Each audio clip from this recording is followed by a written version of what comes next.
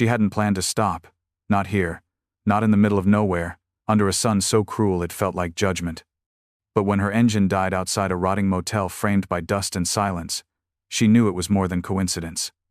7 months pregnant, with no one left to call, she was about to uncover something beneath that desert floor, something older than the motel itself, and somehow, it felt like it had been waiting just for her.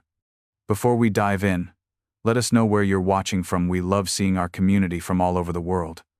And if you believe in stories of resilience, hope, and the mysterious ways life sometimes makes sense, hit that subscribe button because tomorrow's story might move you even deeper than this one. The road had long since given up trying to be a road. It cracked like old skin under the sun, winding aimlessly through stretches of sand and wind-polished rock. Naomi's car wheezed its final breath just past mile marker 72 if that bent, half-buried sign could even be believed. She sat there for 10 full minutes, one hand on her swollen stomach, the other gripping the wheel like it might bring the engine back to life. It didn't. She walked the last half mile. Her boots were dusted gray. Sweat ran cold down the back of her neck, despite the heat, and the motel rose before her like a mirage that hadn't been told it wasn't real anymore. 4 rooms. All crumbling. A faded red sign tilted over the roof, its O in motel flickering in the wind. A single tumbleweed rolled by like it had somewhere better to be. Inside, the air smelled like age and mildew. Naomi pushed the cracked door open with her shoulder, the bell above it long broken. No clerk, no desk. Just a box on the wall marked, "Pay here, $20, night, cash only." She slipped a crumpled bill inside and grabbed one of the rusted keys on a hook labeled Room 3. The door groaned louder than her bones as she pushed it open. Inside, a mattress that slouched in the middle, a nightstand missing a drawer, and a curtain eaten halfway by sun. She sank onto the bed, her knees buckled inward with the motion, her belly heavy and tight. She wasn't due yet, but the weight of everything, the child, the fear, the grief, pressed against her ribs like an anchor. There had been someone once. A man. A promise. But he had left as quietly as her breath did on cold mornings, and left nothing but unopened letters, and an ultrasound photo creased from being held too much. She closed her eyes. Outside, the desert wind howled like it was looking for someone to blame. Somewhere between sleep and sobbing, she heard it faint, low, a vibration deep beneath the floorboards. Her eyes shot open. For a moment, she thought it was in her head. But no, it was real. A hum, barely there, but rhythmic. Alive. She pressed her palm to the floor. The motel shifted around her like it had exhaled. She didn't know why, but her stomach fluttered, and not from the baby. It was something else, something deeper. As if the ground itself had just whispered, "You're not alone." The next morning, Naomi woke to silence that didn't feel empty. It felt watchful. The motel's decay showed clearer in the light.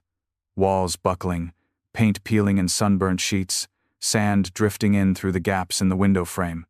But the hum from the night before, it was gone. Or so she thought.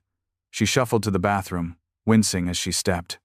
The tiles beneath her feet gave slightly like a sponge under too much weight. She paused, tapped her boot on the floor. Hollow. She crouched slowly, resting a hand on her knee, and ran her fingers along the edge where linoleum curled up like a lip. Beneath it, the floor was cracked. Not cracked like broken, cracked like split open. The kind of split that meant something had moved underneath. Her breath caught in her throat. Maybe it was an old utility tunnel. A forgotten basement. Maybe it was nothing. Maybe it was everything.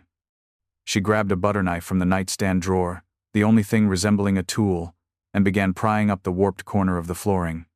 Inch by inch, the linoleum gave way, revealing a narrow fault in the concrete beneath. Dust rose. Her chest tightened.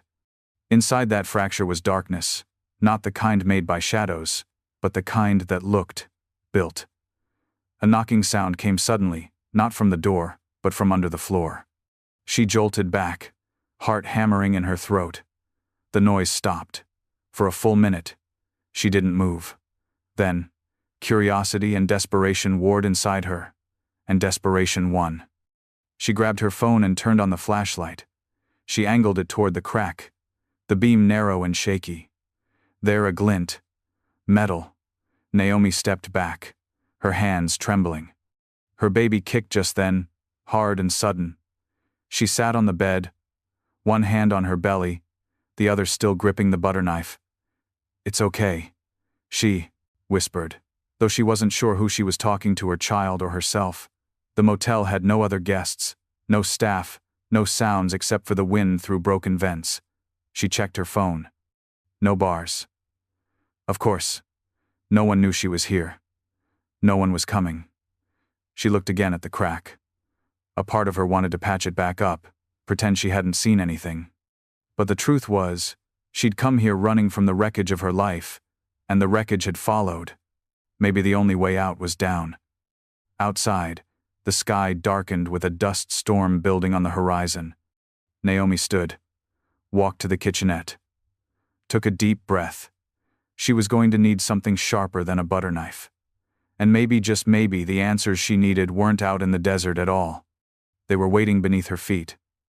The sky turned the color of rusted copper as the dust storm moved in. Naomi had grown up in small towns. She knew when the air changed. It wasn't just the wind anymore. It was pressure. Ominous. Heavy. Like the world was holding its breath. She stuffed a towel under the motel room door and closed the blinds, though one of them clattered back open no matter how many times she yanked the string. She stood in the center of the room, barefoot now, staring down at the cracked tile. The hollow vibration was back, faint, but steady. Not random, either. It pulsed, like a heartbeat under concrete. She grabbed a tire iron from the trunk of her dead car outside. The wind nearly knocked her sideways as she ran back in, clutching it like a lifeline. Her lungs burned, her lips tasted like sand. But her resolve was harder than any storm. Naomi dropped to her knees and began chipping away. Tile broke. Then came chunks of subfloor, weak and brittle with age. Dust choked the air. Her hands bled in places, but she didn't stop. Not even when her arms ached. Not even when the wind howled through the walls like it was angry. Beneath it all, that metallic glint grew clearer, bigger. It wasn't just a pipe. It was a door. Half buried in concrete and forgotten time. The rusted steel hatch had no markings except for a faint imprint, barely visible through years of dust. A single line etched across the top. Open only when led. Naomi traced the words with her thumb. A tremor shook the ground beneath her. The tile beneath the motel rippled with sound, not loud, but resonant, like someone tapping a tuning fork against the planet's spine. Then a crack exploded through the parking lot outside, splitting the asphalt like lightning had struck sideways. Naomi scrambled to her feet, staring out the window. A sinkhole had opened in the lot, wide and sudden. Black, swallowing. A piece of the motel sign toppled in slow motion, like it had given up trying to stand after decades of loneliness. She rushed out, shielding her belly with both arms. The hole was enormous, at least 20 feet wide, and at the bottom, bathed in a pond, amber glow from somewhere unseen, was another door. This one not cracked or buried, but open, waiting. Stairs curved downward, just barely visible beyond the rubble. Metal rails, broken in places, jutted out like rusted ribs. Naomi stared, heart pounding. She should have been terrified, should have run. But instead, a strange calm settled in her bones. Like every wrong turn in her life had led to this place, this cracked motel in the middle of nowhere with a door that hummed her name. She glanced behind her, the motel sagging, broken, forgotten by time. Then down at the glowing space below. It didn't feel like danger. It felt like invitation. She put one foot forward, then the other, and descended. The air changed as soon as she stepped through the threshold. Cooler. Still, as if even the dust had agreed to stop moving. Naomi moved carefully down the staircase carved into the earth, her boots sending echoes through the narrow concrete walls. The light came from sconces built into the tunnel, powered by something she couldn't see.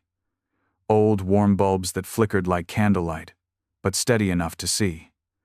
She expected it to smell musty or damp, but instead, it smelled clean.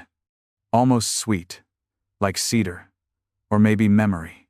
Each step felt heavier, Not from exhaustion, but meaning. Like she was walking deeper into something ancient, something sacred. The tunnel leveled out into a corridor. The walls were smooth, not carved rock, but finished concrete, with faint patterns painted in aged pigments. Spirals, leaves, stars with 7 points. She ran her hand over one, and for a moment, it pulsed faintly with warmth under her fingertips. She pulled back, breath-catching. Ahead, a soft breeze moved through the tunnel, not cold, not warm. Just alive. It whispered against her skin like breath. She tightened the cardigan around her shoulders and pressed on. The corridor opened into a chamber round, maybe 30 feet across. In the center stood a stone pedestal, waist-high, topped with a metal bowl holding a candle that never seemed to burn down. All around the room were alcoves, like reading nooks or sleeping shelves carved into the walls. Blankets folded neatly, a jug of water, full, a small wooden box of dried herbs. Everything was dusty, yes, but not abandoned. Preserved. Like someone had prepared this. Like someone still tended it. Naomi stepped closer to the center. Her heartbeat slowed. She felt safe. In a way she hadn't felt since she was a child hiding under her grandmother's quilt during a thunderstorm. Like the walls themselves held her gently. She sat on the edge of one alcove and rested her hand on her belly. The baby kicked once, then settled, as if it too could feel whatever lived in these walls. There was a notebook on the stone shelf beside her. Leather-bound, worn, tied shut with a fraying ribbon. She hesitated, then untied it. The handwriting was delicate, slanted. The first page simply read, "To the one who finds this, I think I've been waiting for you." Naomi's throat tightened. She flipped the page. "If you're reading this, then you've made it to the place beneath the world. I don't know your name, but I know your ache. Because I carried it once, too beneath my ribs and behind my eyes. I was pregnant when I arrived, alone, afraid. But something in this place healed more than my fear. It healed my silence." Naomi couldn't breathe. She held the notebook like it might vanish. This wasn't a bunker. It wasn't a trap. It was a sanctuary. And somehow, impossibly, it had been built for women like her. Naomi woke to silence, not the empty kind, but a stillness that felt aware. She wasn't sure how long she'd slept. The underground chamber didn't keep time like the world above. There was no sunlight, no ticking clock, only the gentle flicker of the eternal candle and the rhythm of her baby's turning within her. She sat up slowly in the alcove she'd curled into, the leather journal still beside her. Her back ached, but her mind was sharper now, less fogged with panic. She ran her hand across the smooth stone beneath her. It was warm, like it had been holding her in more ways than one. The chamber remained unchanged, neat, sacred in its simplicity. Someone had lived here. Not just survived, lived. The herbs weren't tossed aside, but bundled with care. The woven blanket beneath her was embroidered with faded threads of gold, the edges worn by time and use, not neglect. She stood, gently stretching, and walked to a wall, where hand-carved symbols had been etched deep into the concrete. Spirals again. Hands. A heart. A curved shape. A woman? A womb? She couldn't tell, but the images resonated. Ancient and universal. Her fingers brushed the stone, and something inside her stirred. Not the baby. Something older. A knowing. Like her bones remembered something her mind had forgotten. Back at the pedestal, she flipped deeper, into the journal. The writer, her name was Anna, described arriving after a long journey, pregnant and outcast from a community that called her child cursed. There were no exact dates, only soft references to times and moons and seasons. But what caught Naomi's breath was this line. "I didn't know it yet, but this place wasn't abandoned. It was resting, waiting for someone with a heartbeat it recognized." Naomi placed her hand over her chest, the echo of her own pulse thudding through her fingertips. She turned the page. Anna had mapped parts of the space corridors that branched off, storage rooms, even what she called the listening hall. Naomi's eyes narrowed. She hadn't seen other tunnels yet. Just this central space. She looked toward a narrow archway she hadn't noticed before, shadowed, just beyond the candle's reach. She packed the notebook gently into her bag and rose.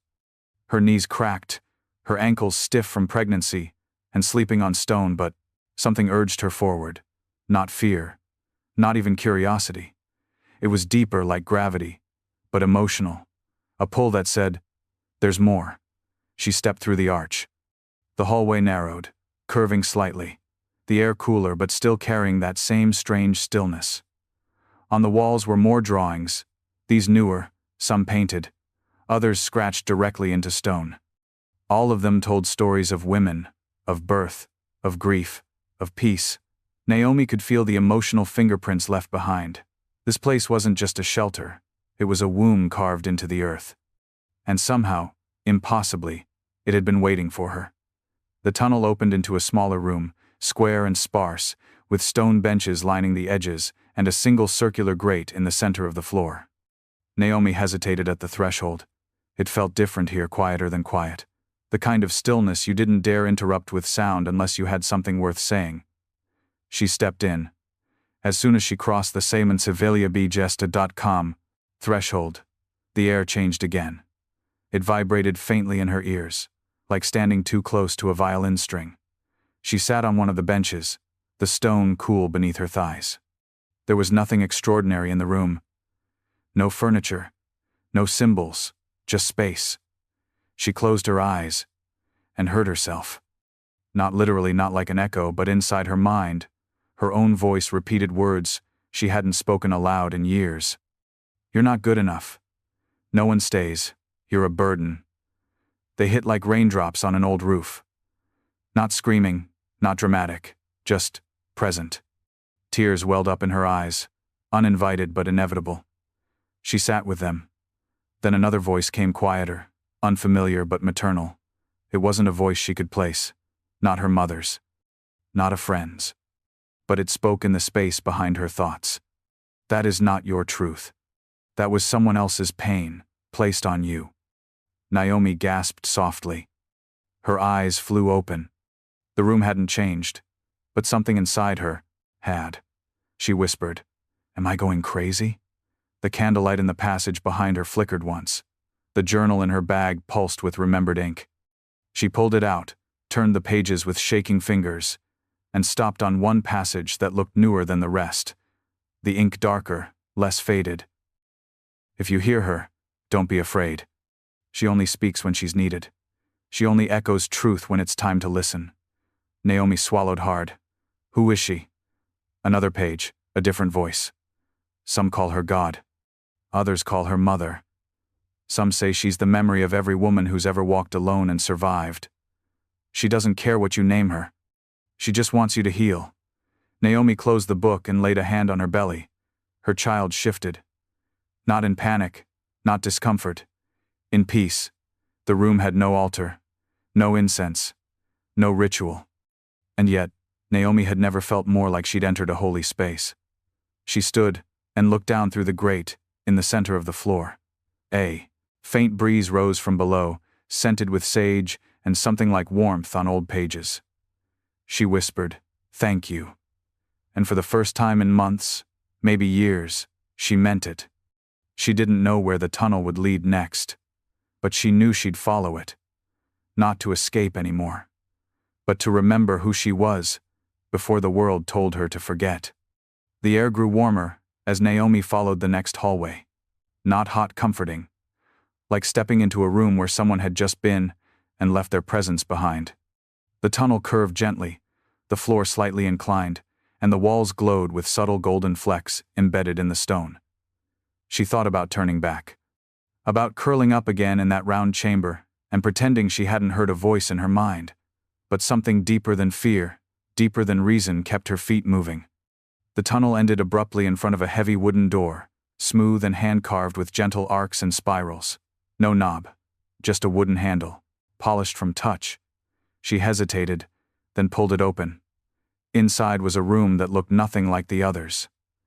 It was lived in. A handmade bed, clean linen folded at its edge. Shelves lined with jars, books, bundles of dried plants hanging from a ceiling beam. A small clay stove flickered in the corner, warming a pot that smelled faintly of rosemary and lemon. And sitting at a table in the corner was a man. Naomi froze. He looked up slowly, as if he already knew she was there. His skin was sun-worn, his eyes gray like riverstone, and his beard soft with age. He didn't look startled, didn't speak right away. Just nodded gently, once the way someone nods when a long-awaited letter finally arrives. Naomi's voice caught in her throat. "I didn't think anyone else was down here." The man smiled, kind, tired, but alive. "Most don't." His voice was deep and soft, like gravel smoothed by time. She stepped cautiously inside, one hand resting instinctively on her belly. "Do you live here?" He nodded again.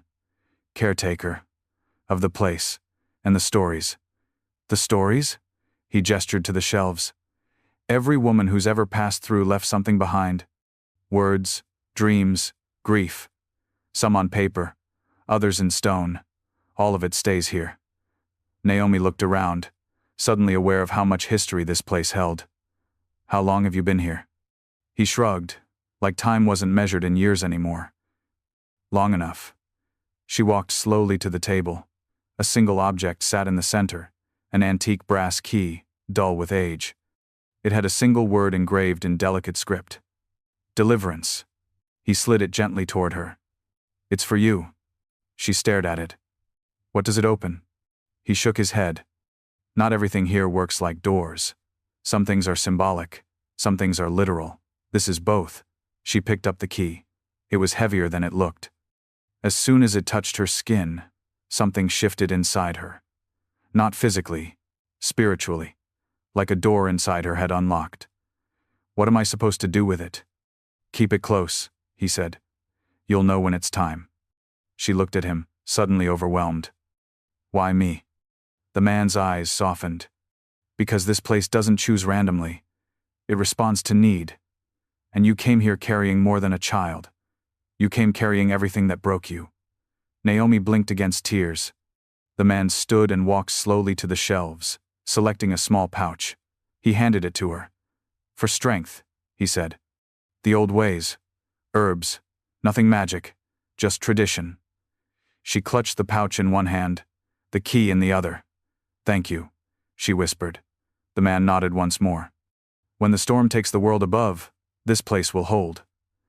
Naomi looked up sharply. "Storm?" But he was already turning away, and somewhere far above, thunder cracked. The earth shuddered. Not a quake, not exactly. It was deeper than that. A groaning. Shift from the bones of the land itself. Naomi gripped the doorway as dust rained softly from the ceiling. Somewhere behind her, a glass jar fell and shattered. The man didn't flinch. He just said, "It's begun." Naomi rushed back through the tunnels, heart pounding. She passed the chamber where she'd slept. The alcoves bathed in warm light. The candle that never burned down, it was flickering now, violently. She reached the tunnel that led upward, where she'd first entered. But as she approached the staircase, she froze. The entire entrance had caved in. Rubble, asphalt. Pieces of the motel's sign twisted into the dirt. The stairs were crushed beneath it all. The hole she'd climbed through was gone. She backed away, eyes wide. "No." The silence returned. But now it sounded different. Not still suffocating. She pressed a hand to her chest, breathing hard. Trapped. She was trapped. Then her baby moved. Not in distress, not in pain. In rhythm, a steady push against her ribs, like a heartbeat, reminding her she wasn't alone. She sat down slowly, trying to steady herself. Minutes passed, maybe hours. It was impossible to tell time anymore. Eventually, Naomi rose. She didn't go back to the rubble. She turned inward, back through the sanctuary, back to the chambers carved with stories and the symbols glowing faintly on the walls. This wasn't a prison, it was a refuge. The journal came back to her. When the world above crumbles, this place will still hold. She went to the central chamber again, the one with the stone pedestal. She lit another candle, boiled water from the jug over the clay stove, drank slowly, let the silence hold her instead of haunt her. That night, or what she assumed was night, She lay back in the alcove once more. The key rested on her chest. The herbal pouch tucked under her pillow. Her hand lay over her belly. She whispered, "I don't know what's happening up there, but I think I was meant to be here." The air responded with a subtle warmth. A faint pressure in the room, like the walls were listening. Then she heard something. Not a voice. A tone. Low, ancient, harmonic, like a lullaby hummed by stone itself. It wasn't frightening, it was sacred. And for the first time in her life, Naomi stopped bracing herself for the worst. She let go of the survival reflex, and simply felt held. Whatever this place was, it was alive. It remembered. It protected. The storm above would pass, and she would remain. Not just alive, but reborn. The contractions started before she was ready. Naomi had just finished steeping the herbs the caretaker gave her, the warmth of the tea still lingering on her lips, when the first wave hit low and tight, like a fist closing from the inside. At first, she thought it was stress, the tension of being sealed away from the world. But the second wave came stronger, longer, rhythmic. She staggered to the bench beside the pedestal, gripping the edge as another contraction tore through her. Her breath hitched, and instinct took over. She was going into labor, alone. Her mind swirled with fear. There was no hospital, no midwife, no machines to monitor her vitals, no sterile lights. Just this stone sanctuary, silent and ageless, wrapped around her like a womb. And yet it didn't feel like abandonment. It felt like presence. The hum returned, soft but unmistakable. From the walls, the floor, the air. She cried out as the next contraction hit, falling to her knees. Her body trembled, but not from terror. From power. Raw, ancient, undeniable. And then she wasn't alone. A warmth filled the room, not from fire but from energy. She couldn't see anyone, but she felt them. Hands that weren't hands, pressing gently against her back. A voice without sound whispering to her bones. "You can do this. We're here." Her body guided her. She moved without thinking. She found a pile of folded blankets near one of the alcoves. Hadn't seen them before. But they were there now, ready. She lay down on her side, bracing, breathing. The walls pulsed faintly with that same sacred rhythm. Not mechanical, not artificial. Human. She felt her baby descending. Felt her hips open, her breath catch, her spirit splinter and reform. Tears streamed down her face, but they weren't from pain, they were from awe. In the final push, the world disappeared. No past. No motel. No betrayal. Just this, a moment older than time. Intimate and cosmic. And then, silence. Then a cry. High, fierce, full of life. Naomi sobbed as she pulled the child to her chest. Her baby, wrapped in a blanket that had somehow appeared beneath her arms. The infant's skin was warm, wet, perfect, a full head of dark hair, tiny fists curled into trembling blossoms. She didn't know how long she lay there. Minutes, hours. Eventually, the air settled.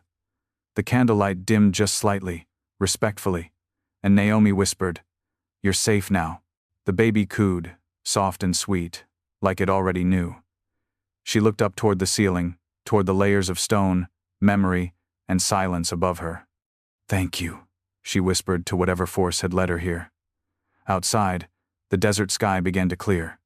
And deep below, in a room that had waited for generations, a new life began, not just the child's, but Naomi's too. 3 days passed before the path above reopened. Naomi had barely slept, but she wasn't tired.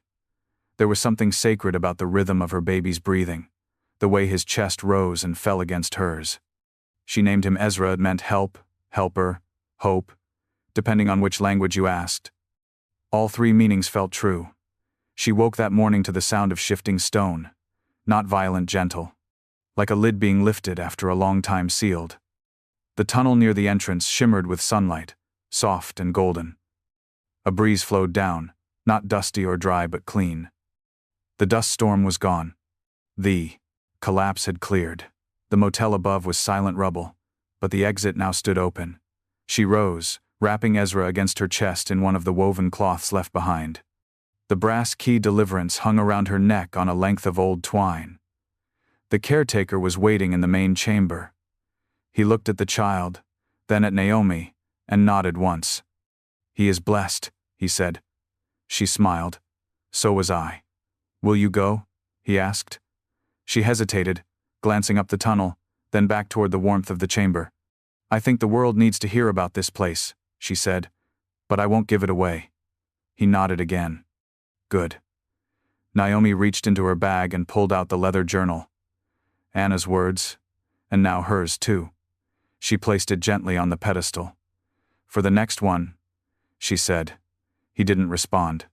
Just placed a hand gently on her shoulder, brief, grounding, real. And then she climbed. Step by step, her son nestled tight, her boots crunching softly against the dust. The air warmed as she neared the surface, and with it, her spirit lifted, not because she was leaving something behind, but because she was bringing something out with her. She emerged into dawn. The desert sky blazed in colors that didn't seem possible. Oranges, golds, the softest lavender stitched through the clouds. The motel was gone, completely. Only the cracked foundation remained, like a footprint half washed away.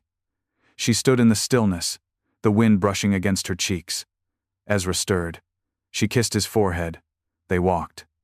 Not away. Forward. She didn't have a plan. No map, no suitcase.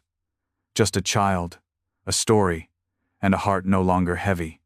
Later, when people would ask how she survived, she'd tell them the truth, just not all of it. Some pieces were too sacred for casual telling. She'd say, "I was lost." And then I wasn't. Some would believe her, some wouldn't. But none of that mattered. What mattered was this. When the Baver and the Mason world tried to bury her, it accidentally planted her instead. And she bloomed. In silence. In stone. In grace.